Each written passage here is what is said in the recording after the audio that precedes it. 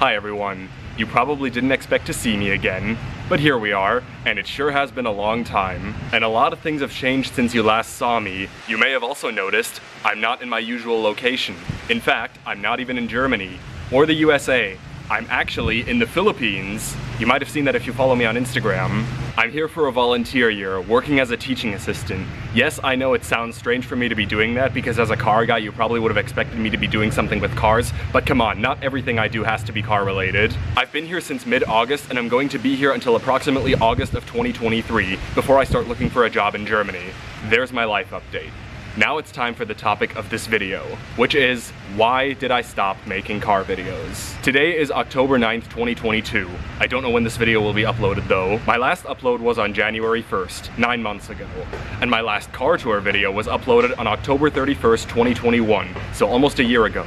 Quite a long time. I have mentioned here and there that videos are currently on hold and it will be a while until you see them again, but I've never, or if at all very vaguely, mentioned that I have actually decided to call it quits on car videos entirely.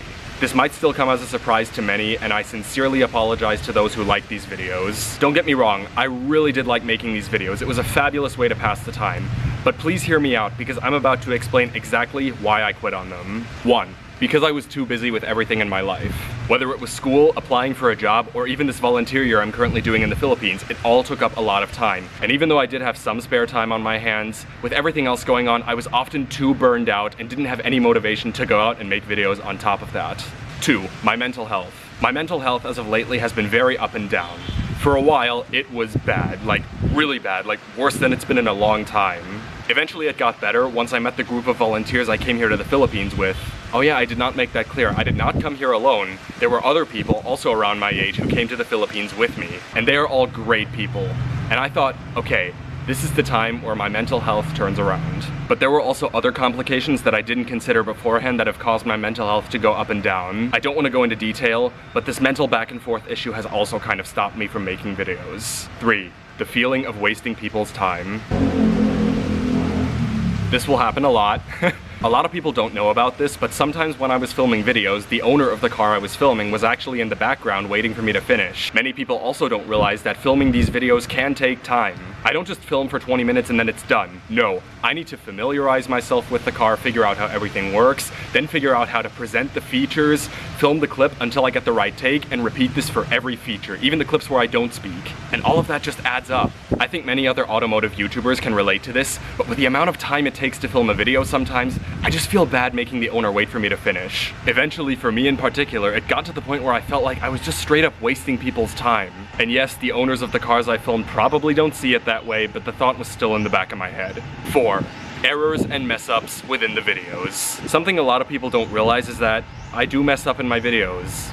A lot. Maybe I'm being too extreme, and I don't think what I'm about to mention has happened to me quite as often or as badly as it has to other automotive YouTubers, largely because I'm not that popular. But you make one mistake on a feature in a car, miss a certain detail, or deliver any sort of wrong information, and you will get blasted in the comments by the car experts of the specific car you have filmed. I also notice it all the time when watching some of my footage back that I should have explained how the navigation system or the seat adjustment works differently than I did in the video, but at that point it's too late because I've already filmed the car. Stay hydrated, my friends.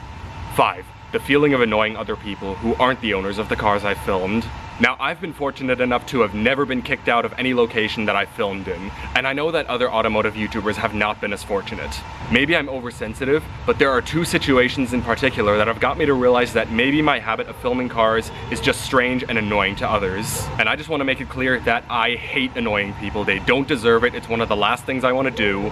So here we go. The first one was when I filmed the BMW X3M competition. Now, I filmed that car in 2 different locations, one for the interior, backseat, and trunk shots, and another for the exterior shots and rev clips. Now, while I was at that location, someone actually came up to me and told me that filming is prohibited here because this is a private parking lot, which neither me nor the owner of the X3M were aware of. I was also very confused at first because I had filmed the BMW X2 in that exact same location and didn't have any problems. But at the same time, the place was more crowded when I filmed the X3M, and it was actually right after I filmed the rev clips when this happened, which of course attracted some attention as that car is a lot louder than the X2. The X2 was a diesel, by the way, so no loud noises from it. The second situation was when I was filming the Mercedes-Benz C180 convertible. The owner and I were sure that we had found a good location to film, and while it was definitely one of the more peaceful locations I filmed in, I filmed in locations with constant traffic going by, even with a highway in the background. So by comparison, that location was quite peaceful, and I was sure I could film that car without any complaints. Oh, how wrong I was. After filming the interior clips, I opened the door, only to hear someone complaining that I was making a lot of noise by revving the car and honking the horn. From through the fence. Yeah, I did not realize that it was actually a residential area. Come on, it does not look like one at all. I did explain to the guy that I was done doing what I was, but he definitely didn't seem too happy about it. Okay, maybe I shouldn't let myself get too intimidated by these people since I will probably never see them again. But still, as someone who has experienced some traumas in the past, such a situation always resonates with me and makes me overthink whether doing this is really such a good idea. 6. The difficulty of balancing YouTube with future work. I was 16 when I started making videos and didn't have a job back then, so I had never considered that it would be difficult to balance YouTube videos as a hobby with a full-time job. It's definitely possible. Some other YouTubers run another business next to making their videos. But I, as an autistic, yes, I actually do have autism, for whatever reason, can't get that balance down. Now, to be fair, I still didn't have a real job when making the decision to quit making videos. But to be honest, even working as a teaching assistant here in the Philippines, I still wouldn't have been able to continue this channel, as I am almost always burned out after every workday and can barely get anything else done. Also, if I continued running this channel, it would probably be all I can think about at work, and then I can't concentrate on my work. And I don't want that to happen, particularly when I get a job back in Germany. I just want to focus on one thing, and not do stuff like this behind the scenes, since I would probably put more effort into that than my real job. And now, the final reason why I'm no longer making car videos is because I just didn't film that many cars overall. I only filmed 93 cars in the span of 4 years. Some automotive YouTubers film more than that in 1 year. It eventually got to the point where I just simply ran out of cars to film. The thing is, if you're not that popular, finding cars to film is very difficult, especially after you've filmed all of your family members' cars. Popular YouTubers don't have to worry about that since they usually get press cars from the automakers or just have people reach out to them asking if they want to film their car. They will literally never run out of cars to film. But Lucas, why don't you just film cars at dealerships? Believe me, I have tried to do this. I've never mentioned it to anyone, but I actually once tried filming cars at a dealership, and this is what happened. I won't disclose which dealership it is, but I messaged them on Instagram, they told me who to contact, I sent that person a message, and never got a response. I also personally went to the dealership, introduced myself, explained to them what I wanted to do, and asked if that would be okay. They didn't seem that convinced, and what they did instead was they gave me a card with the manager of that dealership and his contact details and told me to send him a message. I did just that, and he never got back to me. By the way, this was back in Germany, and the issue is that people in Germany don't always trust others from the get-go, which is understandable. I usually don't either.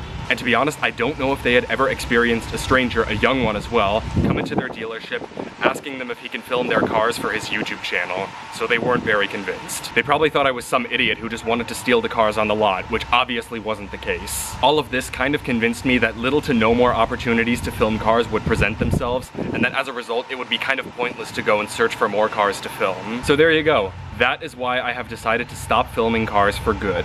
This is definitely not what any of you expected to hear from me or even wanted, and to be honest, it is kind of difficult giving up a passion. Which, by the way, I would not recommend giving up any of your passions. Giving up a passion. What kinds of decisions have I made in life?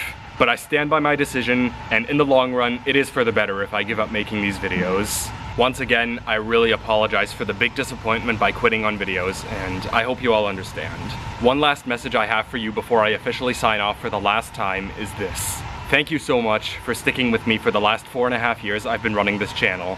Your support really meant a lot to me. I never started this channel with a certain goal, and I'm very glad to have achieved what I did, and that's all thanks to you.